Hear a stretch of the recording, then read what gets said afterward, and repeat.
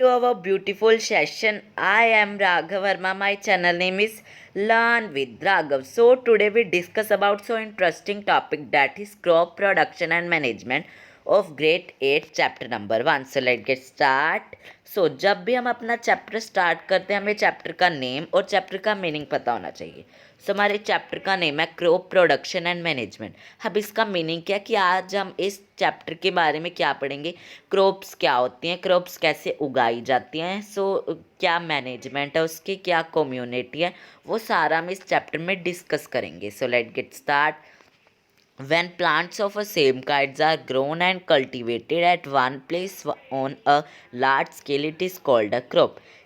ये क्रॉप्स की डेफिनेशन है, मीन्स डिफाइन है ये क्रॉप का। क्या होता है कि जब एक बहुत बड़ी जगह पर एक ही चीज़ बहुत बड़ी जगह पर एक ही चीज़ उगाई जाती है तो हम उसे क्रॉप कहते हैं। लाइक आप देख रहे हो ये पिक्चर, इसमें एक ही चीज़ कितनी बड़ा जगह पर उगाई गई है, कितनी बड़ी जगह पर उगाई गई है। ये ग्रीन ग्रीन देख रहे हो आप, ये कितनी जगह पर उगाई हुई है। तो इस बहुत बड़ी जगह पर उगाने वाली चीज़ को हम क्रॉप कहते हैं। ओके, लाइक अब आप अब के टाइम में देख रहे हो कि राइस उगाए जा रहे हैं बहुत बड़ी जगह में, राइस ही राइस, उसको हम क्रॉप्स कहते हैं। ओके, सो अब हम क्रॉप्स के टाइप्स के बारे में पढ़ेंगे। अब हमारी two types, kharif crop and rabi crop. अब हम पढ़ेंगे कि ये होती क्या है। खरीफ क्रॉप क्या होती है? The crop which are sown in the rainy season called kharif crop. की मतलब जब जो हमारी खरीफ क्रॉप होती है ना, वो रेनी सीजन में ही उगाई जाती हैं इंडिया में, तो हम उसको खरीफ क्रॉप कहते हैं। वो क्या मतलब कब उगाई जाती है? जून टू सितंबर होता है हमारा रेनी सीजन। और आपको ये क्वेश्चन भी आ सकता है, write the example of kharif crop, write the example of rabi crops. So आप इनकी एग्जाम्पल लिख सकते हैं कि आप मतलब क्या क्या उगाया जाता है। सो ये भी आ सकता है when rainy season in India, कि रेनी सीजन कब होता है इंडिया में, आप लिख सकते हो जून टू सितंबर। ओके, सो अब एक से एग्जाम्पल क्या क्या उगाया जाता है हमारे रेनी सीजन में? Paddy, maize, soybean, groundnut and cotton. So आप इसको अच्छे से याद कर लेना। सो नेक्स्ट है हमारा rabi crop. The crops grown in the winter season are rabi crops. Means जो हमारी क्रॉप्स होती हैं वो विंटर में उगाई जाती हैं, वो रबी क्रॉप्स होती हैं। और वो विंटर सीजन कब होता है? अक्टूबर टू मार्च में ये क्रॉप्स उगाई जाती हैं, like wheat, gram, pea, mustard and linseed. So now we go to next slide. So अब हमारा नेक्स्ट एक टॉपिक है बेसिक पार्टिकल ऑफ प्रोडक्शन। हमारी टोटल 53 स्लाइड हैं तो हमें करना होगा। ओके, सो ये हमारा टॉपिक है। अब हम इसके बारे में पढ़ेंगे कल्टीवेशन क्या होता है। अब cultivation of crop involve series activities are refunded agriculture particles. को जो हमारा कल्टीवेशन होता है वो क्या होता है? इस कल्टीवेशन को ना, जैसे कल्टीवेशन को क्या कहते हैं, पूरे प्रोसेस को एक कल्टीवेशन कहते हैं। जैसे आपने राइस उगाने हैं तो आप ऐसे तो नहीं चल जाओगे, जाओ एक बड़ी सी जगह में राइस उगा के आ जाओ। कुछ तो करना ही पड़ेगा कि हमारी क्रॉप अच्छी हो। तो एक्टिविटीज़ को हम कल्टीवेशन कहते हैं। उस एक्टिविटी को कहते क्या है? Preparing of soil, sowing, adding manure and fertiliser, irrigation, protecting from weeds, harvesting, storage. ये सारे प्रोसेस हैं कि जब हम कोई भी क्रॉप उगाते हैं तो हमें ये सारे प्रोसेस करने पड़ते हैं। लाइक फर्स्ट है हमारा प्रिपरेशन ऑफ कोई सॉइल को, हमें सॉइल को वो करना होता है, बनाना होता है कि हम इसमें वो दे। ये हमारे बहुत सारे प्रोसेसिंग है कि हम इसके बारे में पढ़ेंगे। सो हमारा चैप्टर है ये इसके बारे में। सो हमारा फर्स्ट था हमारा preparing of soil. So first है हमारा प्रिपेयरिंग ऑफ सॉइल के बारे में अब हम पढ़ते हैं। The preparing of soil is the first step before growing a crop. जो हमारा ये प्रिपेयरिंग ऑफ सॉइल होता है ना, ये फर्स्ट स्टेप होता है। क्रॉप उगाने से पहले हमें ये करना पड़ता है। One of the most important task in agriculture is to turn the soil and loosen it. This allows the roots and petrel deep into the soil. The loose soil always the roots to breathe easily when they do deep into the soil. So अब जो हमारा preparing of soil होता क्यों है और कैसे होता है, ये अब हम इस टॉपिक में बताया गया है होता कैसे और क्यों होता है। सबसे पहले हम रीड कर देते हैं। The loam cyanide soil helps in the growth to earthworm and microbes present in the soil. These organisms are friend of the farmers in the okay so अब हमारे प्रिपेयरिंग ऑफ सॉइल क्यों होता है कि अब आप देख रहे हो कि एक जगह पे ना मिट्टी है बहुत सारी, मतलब बहुत देर से है, तो वो मिट्टी जम जाती है। तो मिट्टी जम जाती है, हम उसको क्रॉप्स ऐसे तो नहीं उगाएंगे, इतना बहुत बड़ी जगह पर हम हाथ के साथ थोड़ी खोदेंगे। तो हम ट्रैक्टर्स लेते हैं, तो इनके हेल्प करते हैं प्रिपेयरिंग ऑफ सॉइल पे।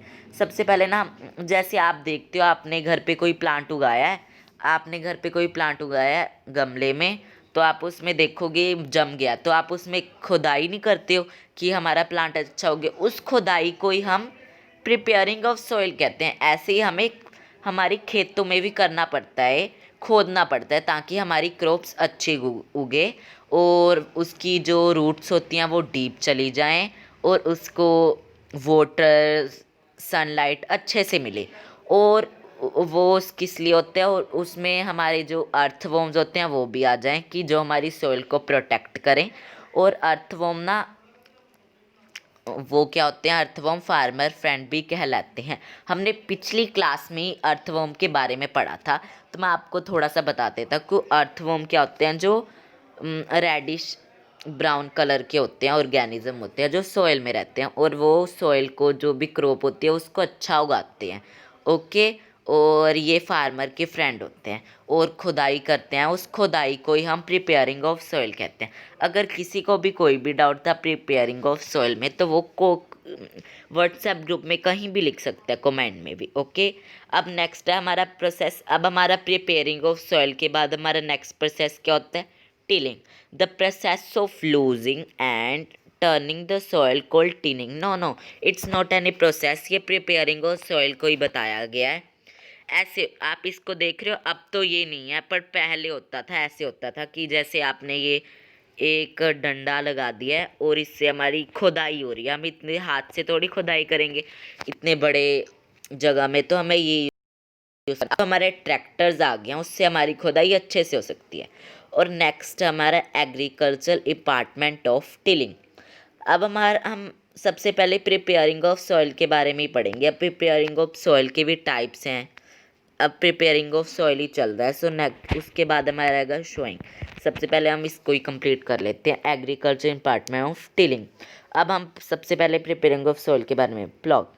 In the old days people use wooden plough, but in new days use iron plough. कि ये कह रहे हैं कि जो पुरानी चीज़, मतलब पुराने समय में तो हम लक्कड़ के यूज़ करते थे प्लॉ, अब हम नए में तो आयरन के यूज़ करते हैं। बस इसमें यही बताया गया। अब देखो, मैंने आपको बताया था ना कि अब ट्रैक्टर यूज़ किए जाते हैं, अब हाथ यूज से कुछ नहीं होता है। सो ये होते हैं हमारे ट्रैक्टर, अब ये हमारी हेल्प करते हैं। यही होता है हमारा first process.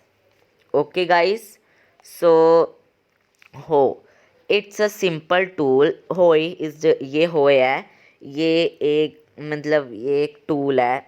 C you can see this, ये हो। ओके, हो इसको कहते हैं हम, होए।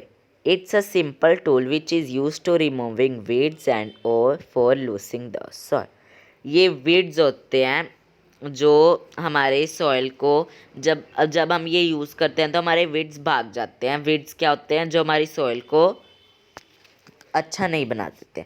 अब cultivator, now a days प्लाइंग is done by tractor. मैंने अभी आपको बताया था ना कि अब के डेज में तो ये करने के लिए हमारा क्या यूज़ किया जाता है, ट्रैक्टर यूज़ किया जाता है। सो नाउ सेकेंड इज, हमने फर्स्ट कहा था ना मैं अभी आपको पिछली साइड में कि हमारा प्रिपेयरिंग ऑफ सॉइल अब कंप्लीट हो चुका है। अब हमारा sowing. So go to sowing. Sowing क्या हमारा, अभी हम चेक करते हैं, हम अभी 10 स्लाइड पे हैं, अभी हमारी 23 स्लाइड्स पड़ी हैं। Selection of seeds. अब हमारा शोइंग है, उसके हम सिलेक्शन ऑफ सीड। अब ये शोइंग क्या होता है, किसमें हम कोई सीड्स लेते हैं, सिलेक्शन ऑफ सीड करते हैं। Showing in the most important part of crop production. जब हम क्रॉप को उगाते हैं तो ये सबसे इम्पोर्टेंट पार्ट होता है, हमारा स्टेप होता है। Before sowing good quality seeds are selected. Good quality seed are clear healthy seed. अब इस शोइंग होता क्या है, जब हम अपना कोई सीड प्रोटेक्ट करते हैं, हमें सीड्स कब के लेने होते हैं, जो हेल्थी हों, मतलब जो अच्छे हों, गुड क्वालिटी के हों। सो हम वही सीड खरीदते हैं, क्योंकि उससे हमारी क्रॉप्स भी अच्छी होती है और हम भी हेल्थी रहते हैं। So next is our tradition tool.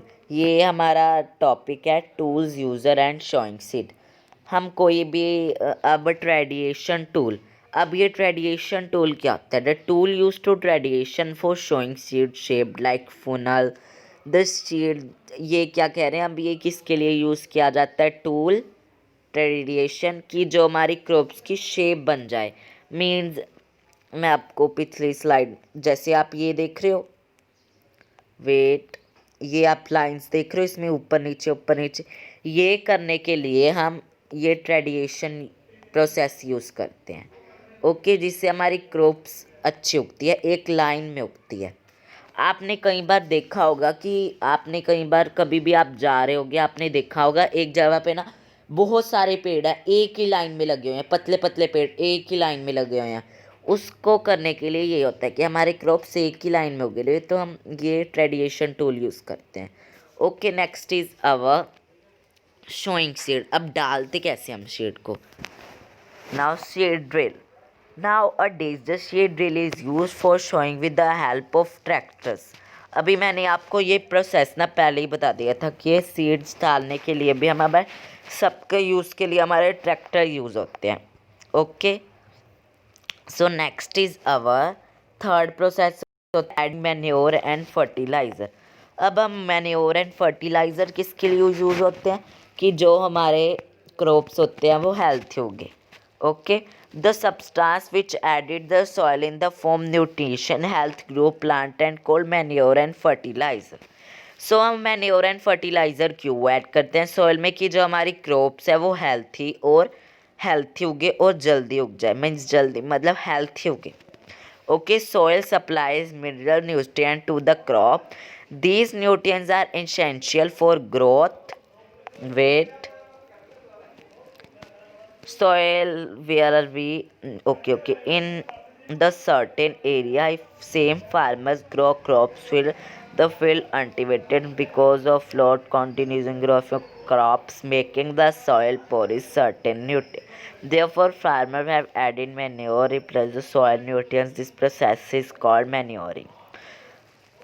अब इस क्या पैराग्राफ में बताता है गया कि हम इस मैन्योर क्यों ऐड करते हैं? कि जो हमारी सॉइल है वो हेल्थी होगी और इसमें कुछ ऐसा ना हो कि हमारी क्रॉप ख़राब ना हो जाए, तो हम उसके लिए मैन्योर एडिट करते हैं उसमें।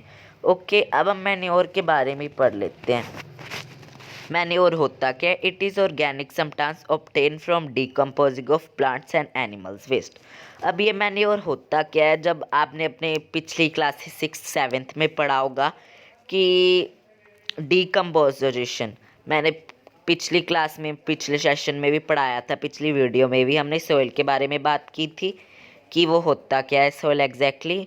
सो उसमें मैंने बताया था डिकम्पोजिशन बारे में कि जो हमारा प्लांट्स का वेस्ट होता है, प्लांट होते हैं, प्लांट का वेस्ट होता है, एनिमल का वेस्ट होता है, तो हम उसको मिक्स करके मैन्योर बनाते हैं। उस मैन्योर में हमारे क्या होते हैं? Red forms, that is called earthworm. Okay, now next is our fertiliser. और इनमें बहुत सारा न्यूट्रिएंट्स होता है मैन्योर में, जो हमारे क्रॉप्स को हेल्थी रखने में हेल्प करती है। Next is our fertiliser. Inorganic salt they are prepared in the factory, does not provide any humus or the soil. Fertiliser very rich in plants and nutrient like nitrogen. ये जो हमारे fertiliser होते हैं ये कहाँ पर prepare करी जाते हैं? ये फैक्ट्रीज़ में बनते हैं और ये ह्यूमस को प्रोवाइड, सॉइल को प्रोवाइड किए जाते हैं। फर्टिलाइज़र आर वेरी, ये क्या होते हैं? ये रिच न्यूट्रिएंट्स में बहुत रिच होते हैं, like nitrogen etcetera. For example urea, aluminium, supply, super etcetera, these are nitrogen. So इनके ये एग्जांपल्स हैं। Okay, so now you can see this adding fertiliser. ऐसे हमारे फर्टिलाइज़र ऐड किए जाते हैं। ये है मीन्स, इसको आप न्यू कह सकते हो, इसको आप पास्ट कह सकते हो कि जब हमारा पास्ट होता था तो हमारे हाथ के साथ ही मैंने फर्टिलाइज़र डाले जाते थे। पर अब के टाइम में ऐसी मशीन आती है कि उसको ऐसे पाइप के जैसे होता है, पीछे बैग जैसे होता है, आप देख सकते हो बैग के जैसे होता है, उसमें पाइप लगा होता है जिससे हमारा इजीली मैंने फर्टिलाइज़र डल जाता है। सो नेक्स्ट इज अवर स्टेप होता है सो इरिगेशन। अब इरिगेशन क्या होता है हम इसके बारे में पढ़ेंगे। The supply of water to the crops at different intervals is called irrigation. Okay, जब हमारा जो वाटर होता है जब हम क्रॉप्स में डालते हैं तो हम उसको इरिगेशन होता है। अब ये तो नहीं हो सकता अब हम क्रॉप्स का ये इरिग मीन्स प्रिपेयरिंग क्रॉप्स कर देंगे, उसमें फर्टिलाइज़र मैन्योर डाल देंगे, उसमें पानी भी तो डालना पड़ेगा, पानी से ही तो हमारे प्लांट्स ग्रो करते हैं, तो उसको सनलाइट भी ज़रूरी चाहिए। सो इस इरिगेशन को प्रोसेस को हम वाटर डालना कहते हैं।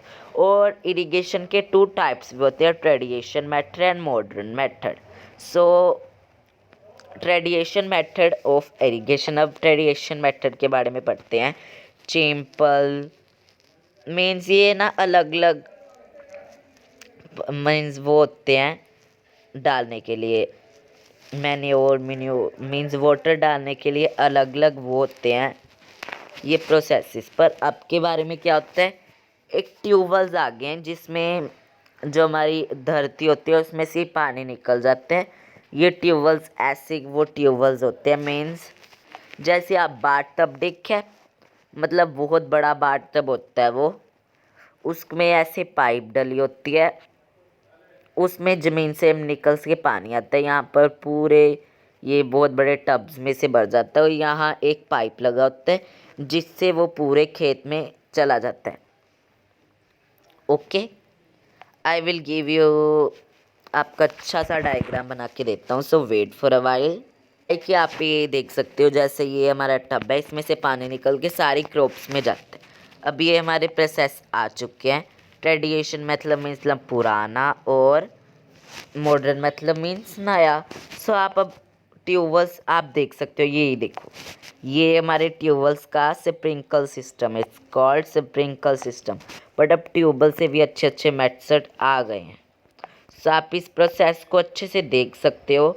मीन्स ये स्लाइड क्लियर नहीं है, सो अब हम इसको मीन्स इसमें मैंने आपको बता दिया कि कैसे वाटर होता है। जैसे ये हमारा ट्यूबवेल है, इसमें से पानी निकाला जा रहा है और ये हमारी सारी क्रॉप्स में जा रहा है, that is called tradition method. Drip system, it's a sprinkle system है, drip system. Okay, now protecting from weeds. अब हमारे वीड्स क्या होते हैं अब हम ये पढ़ेंगे। In a field many other symbol plants may grow naturally on the crop, these under symbol plants are called weed. Weed can control from using chemical news weedicide. ये वीड्स क्या होते हैं, जब हमारी कोई क्रॉप्स उगा रही हैं, हमने उस क्रॉप को उगाया नहीं जाता, वो अपने आप ही खुद की कुछ ना कुछ उगी जाता है, तो हम उसको वीड्स कहते हैं। उस वीड्स हम प्रोटेक्ट करने के लिए क्या करते हैं वो हम ये पढ़ेंगे। Okay, so a man spraying weeds. Next is means अब ये हमारा ऐसे हम विड्स के लिए क्या करते हैं, हम स्प्रे करते हैं, इनको भगाने के लिए हम ऐसे स्प्रे करते हैं। Okay guys, so next is our harvesting system. अब हार्वेस्टिंग में wait for while I will check how many topics. So guys अब हम 6th टॉपिक पे आ गए हैं, हार्वेस्टिंग। हमने प्रिपेयरिंग ऑफ सॉइल भी कंप्लीट कर लिया है, शोइंग भी, एडिंग मैन्योर भी, इरिगेशन भी, प्रोटेक्टिंग फ्रॉम विड, हार्वेस्टिंग। अब हम करेंगे और स्टोरेज। हमारे 2 टॉपिक रह गए हैं, so let get start. So let get start our harvesting. So अब हमारी टोटल मैं स्लाइड्स देख लेता हूँ कितनी रह गई हैं। टोटल हमारी स्लाइड अभी हमारा चैप्टर होने वाला है कंप्लीट। सो ये हमारी चैप्टर होने वाला है कंप्लीट, सो हम जल्दी जल्दी करते हैं। इस क्लास में हमारा कोई क्विज नहीं है, okay guys, so sorry there are no quiz in today's class. So harvesting of crop in important task, cutting of the crops. अब हमारा ये हार्वेस्टिंग क्या होता है, देखो अब मैं आपको बता देता हूँ।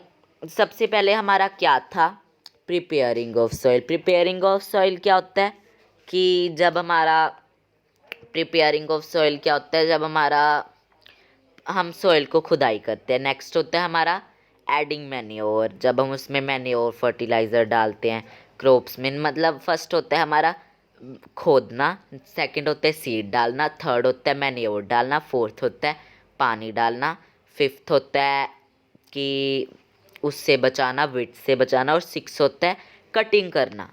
सिक्स होता है हमने सब कुछ कर लिया, क्रॉप उग गई अच्छे अच्छे से, अब हमने क्या करना, उसको कट करना है।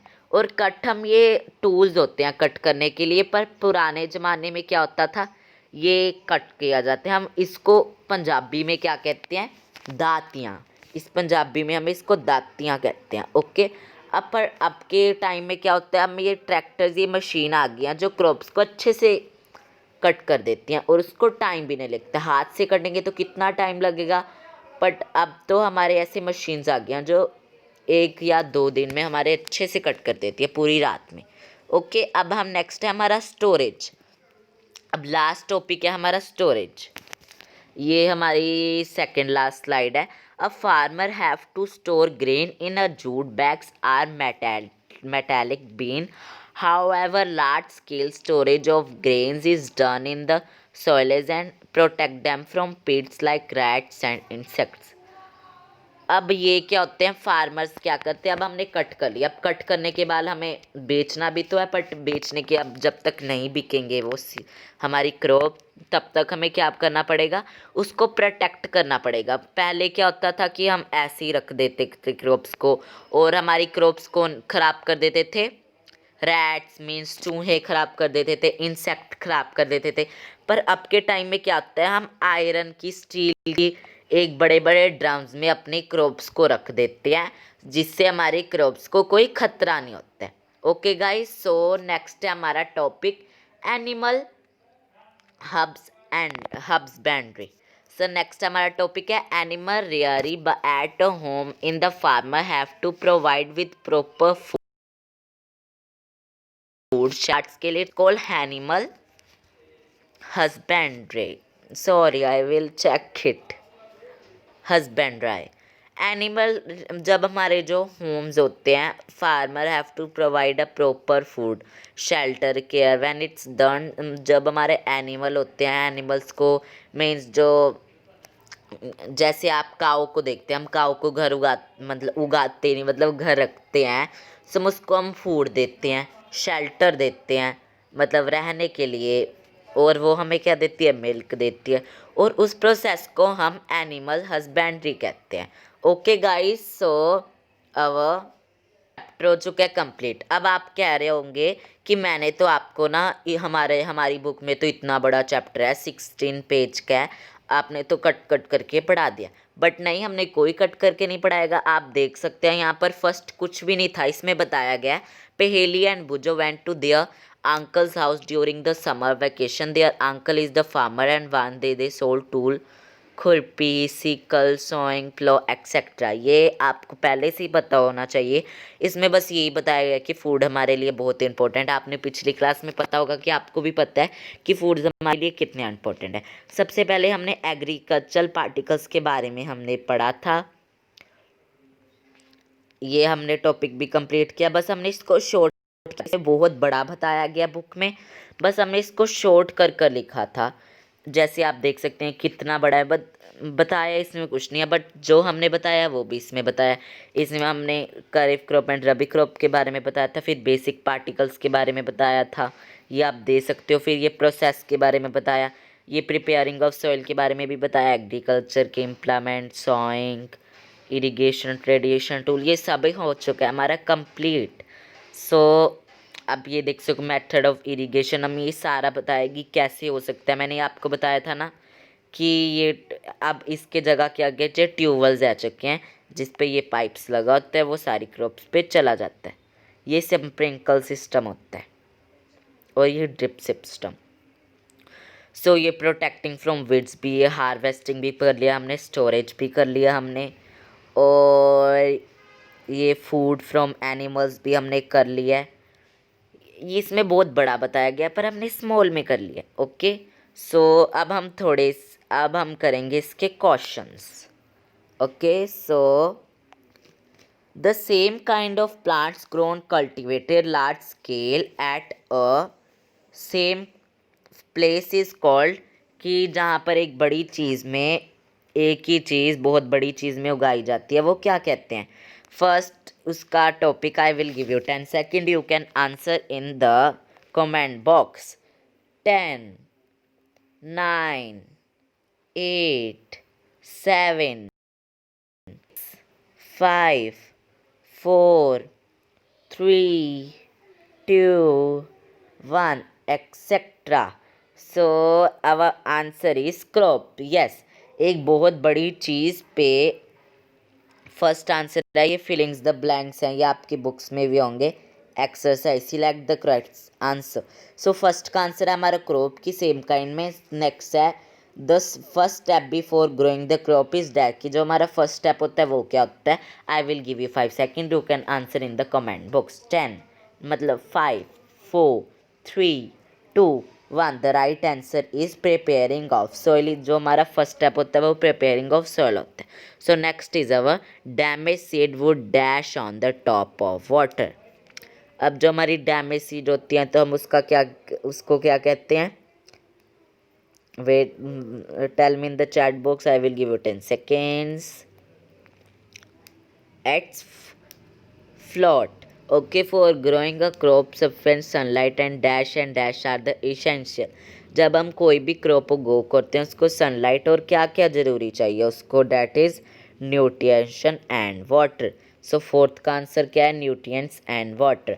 Okay, so next is our feelings matching. Matching क्या हमारी? कारिफ क्रॉप अब क्या होती है? इसकी एग्जांपल है ई. अब रबी क्रॉप किस पे जाएगी? वीट. अब केमिकल फर्टिलाइजर किस पे जाएगा? Tell me in the chat. Chemical or. Wait, chemical जाएगा chemical fertiliser. Wait, I will read. Food for cattle area from animal exchange, they go to area and organic moral go to animals cow. Okay guys, so next मैंने आपको कहा था कि आपके paper में आ सकते example. ये देखो यही आ गया. मैंने कहा था ना आपको पूछ सकते हैं कि खरीफ क्रॉप रबी क्रॉप के एग्जाम्पल लिखो. सो खरीफ क्रॉप के आप क्या लिख सकते हो? 2 लिख सकते हो. Like paddy. पैडी एक खरीफ क्रॉप की एग्जाम्पल है. सेकेंड होता है सोयाबीन और माइल. These are the example. And rabi crops के क्या हो सकते हैं हमारे? रबी क्रॉप्स के वीट, पी, लाइक ये भी लिखे हुए हैं, ग्राम एक्सेट्रा. सो ये आप अच्छे से right the paragraph your word. आपने ना खुद इसके पैराग्राफ लिखने हैं. आप ये बहुत अच्छा इसके क्वेश्चन दिए हुए हैं कि आपने ना खुद लिखना है कि होते हैं क्या. प्रिपेयरिंग ऑफ सॉइल क्या होता है? अपने वर्ड लिखना. सोइंग क्या होता है? थ्रिस्टिंग क्या होता है? और वीडिंग क्या होता है? ये आपने थ्रिस्टिंग और वीडिंग अपनी पिछली क्लास में पढ़ा हुआ है ना अच्छे से. और ये हमारा exercise question. Explain how fertiliser and different for manure. और फर्टिलाइजर और मैन्योर डिफरेंस क्यों होते हैं? मैन्योर क्या होता है? जो हमारी खाद कहते हैं जिसको हम ओके लाइक डिकम्पोजिंग. और फर्टिलाइज़र होता है केमिकल्स जो फैक्ट्री में मेड किए जाते हैं.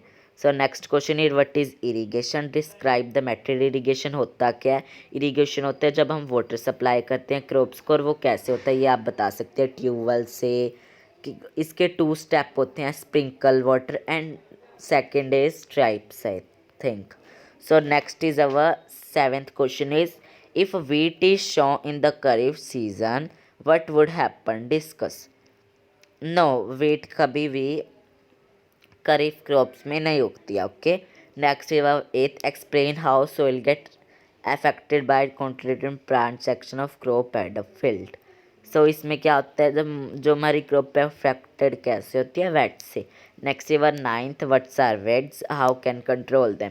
अभी बताया था वेट्स क्या होते हैं और कैसे कंट्रोल किया जाता है उनको. वेट्स होते हैं जो हमारे एक्स्ट्रा क्रॉप्स अपने आप ही उग जाते हैं. उनको कंट्रोल करने के लिए हम स्प्रेइंग करते हैं. Arrange the following blocks in the proper order to make a flow chart. ये आपकी एक्टिविटी है। 10th question is your activity. You can send this activity in the WhatsApp group. Okay, so our chapter is over. If anybody have any doubt in today's chapter, that is crops production and management, तो आपने क्या करना है, description box पे जाना है, description box पे जाना है, वहाँ क्या करना है, लिखना है। डिस्क्रिप्शन बॉक्स में व्हाट्सएप ग्रुप का लिंक होगा, व्हाट्सएप ग्रुप के लिंक को दबाना है। दबाने के बाद लीव नहीं करना है। आपको कोई भी क्वारी या कोई भी डाउट है वहाँ लिख सकते हो, आपका डाउट थोड़ी देर में क्लियर हो जाएगा। और आपको अगर स्लाइड्स आएँ तो आप मुझे आस्क कर सकते हो, अगर आपको स्लाइड्स चाहिए। और आप अपने डाउट्स अगर आप ज्वाइन नहीं करना चाहते कि आपको लगता है कि मेरी मेमोरी ख़त्म हो जाएगी या कुछ मैसेज आएंगे, तो आप कमेंट बॉक्स में भी अपना डाउट लिख सकते हो।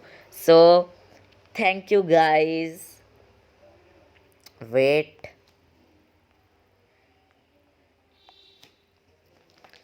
So thank you guys. So bye, see you in my next video. Bye guys. If you have any doubt, write in the WhatsApp group and the comment box. So don't forget to like, share and subscribe your my video. ये आपकी भी video है, मेरी भी video है। Okay, अपने friends को share करना मत भूलना, उन्हों को भी ये चैप्टर की ज़रूरत है। So bye guys, see you in my next video. Bye.